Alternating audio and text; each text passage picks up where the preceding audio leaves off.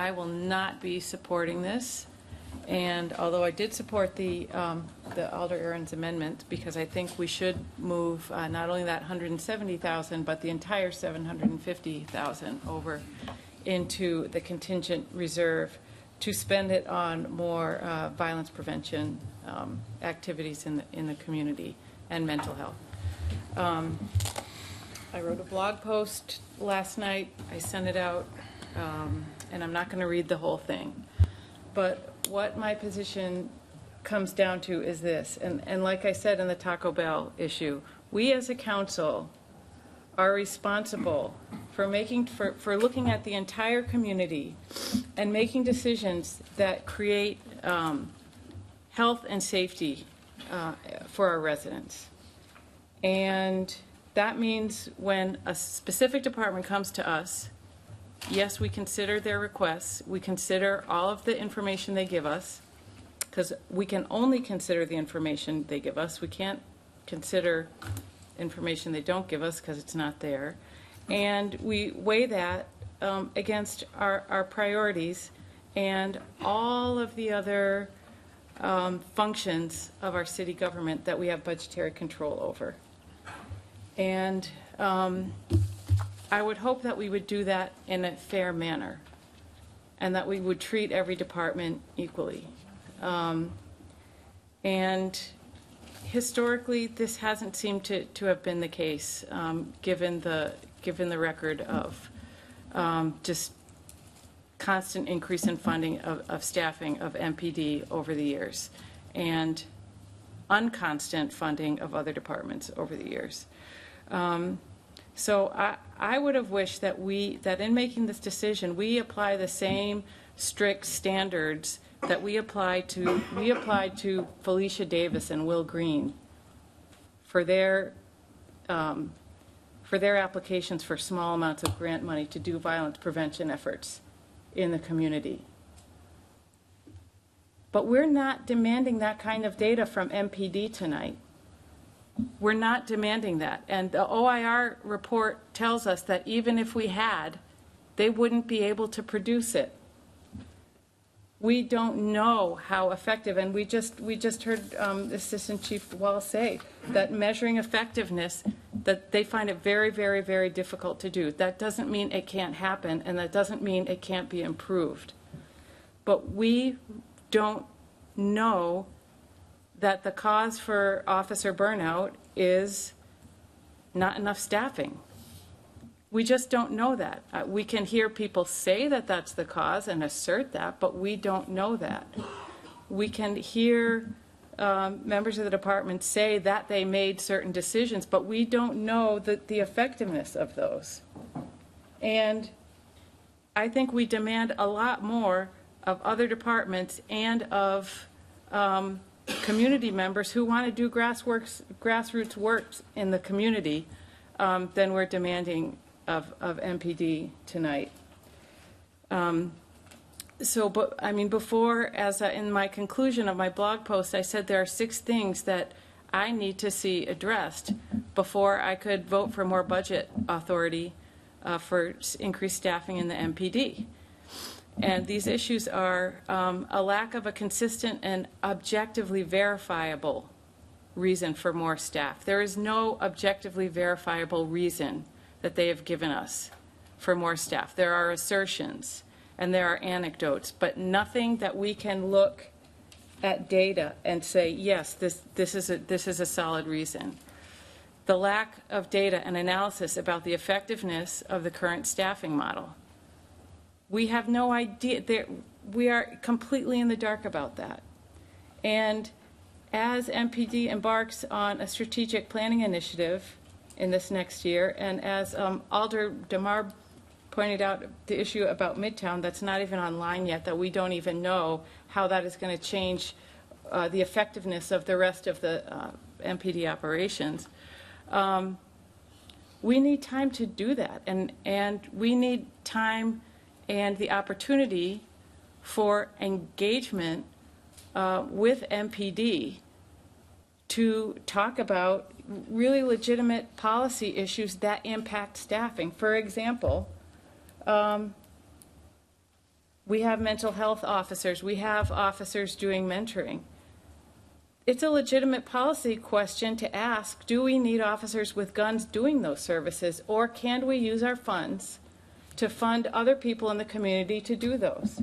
I mean, those are really legitimate questions that I know MPD is also, you know, I know they're willing to discuss those.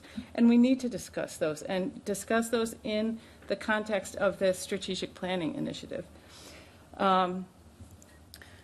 The lack of performance data, qualitative or quantitative, that shows that MPD staff are meeting the standards of community and problem-solving policing to which they aspire. I mean, so I made a spreadsheet of the recommendations in the OIR report. It's a big spreadsheet with every recommendation in it categorized. And so 55 of the recommendations involve accountability. Are recommendations for increased accountability that are really based in this performance data. 51 are for transparency. 36 are for structure recommendations. So there are so many ideas before our community, these are actually properly before the ad hoc committee at this time. But so many ideas and 71 policy procedure recommendations that could generate this data for us to know, do we need more police? Do we need fewer police? How do we allocate, you know, how do we get the care services done to people in our community who are suffering and interacting with the police, be they, you know, people with addiction issues, mental health issues, the ones that are creating all of this increase in call volume, especially over the last couple of years, that we know that to be true. Are there other ways that we can devise through our city services to care for these people? In fact, we heard at budget time some interesting ideas from Chief Davis in the fire department about that. So again, until we have this, and we're on the cusp of having this, and I know MPD is willing to work towards doing these recommendations, but we don't have it yet. And I question, why would we be investing in a model that we don't know the effectiveness of when we are on the cusp of potentially reorienting a lot of how the services are rendered, not only in MPD, but potentially in community services and in fire as well. The OIR report had a lot to say about the need for more community engagement around these policy discussions and strategic planning of MPD. That needs to happen.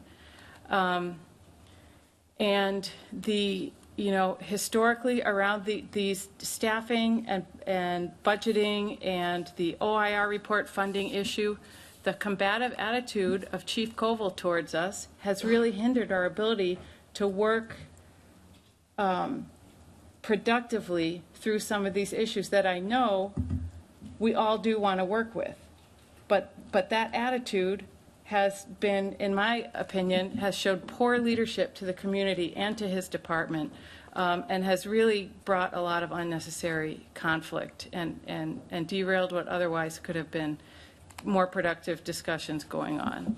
And then, again, the lack of justification for the consistent and large budget and staffing increases over time that other overworked departments providing vital city services haven't gotten. And this to me is an equity issue of huge proportions and a fairness issue across our city services. So I'm glad we're all sitting at the table discussing this.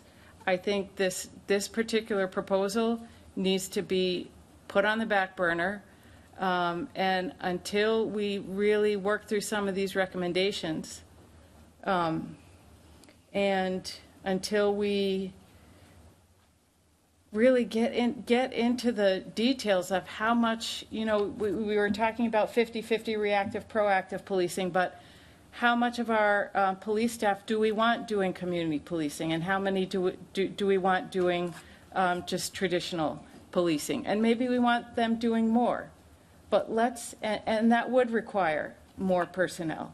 But let's be honest about it. Let's be clear and have a broad community consensus about that's what we want before we start adding more officers. So my vote is no, and really for fairness sake and for good management's sake, I hope yours will be too. Thanks. Just 2 quick points. One about the Edico study, which the mayor just said you had some doubts about, and leaving aside the doubts about how the study was done and how MPD could basically set the parameters to get the kind of answer they wanted, leaving that whole thing aside, even if you think that that's objective data, that's not the kind of data that I think we need to make this decision, because the Edico study and the metrics that are based on that have to do with patrol officers only.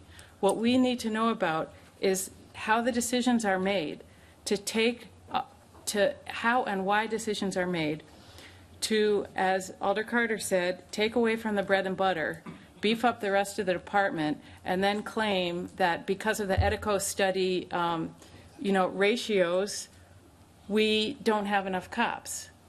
So what we don't know is really all that goes into those management decisions, the effects that those management decisions are having. Like, we can't say that that we need more authorized force because patrol officers are stressed out for overtime, when these are internal decisions that management makes. And the answer isn't de facto, we need more authorized force. The answer could be, we need to reallocate the resources within the department. But again, as an oversight body, we don't have access to that information to be able to help them make better decisions around that, and we don't even know how those are being made. So that was just the one point. And the second point is, for anyone concerned about accountability, we literally have one tool to use around accountability with the police department and most other departments, and that is, but especially with the police, it's the budget. And this decision we're making is a budget decision. And if we want to sort of affect some change and do it meaningfully, have teeth in it, not just be saying strong words tonight, we'll make a good decision about this that reflects the words that we were saying tonight. Thank you.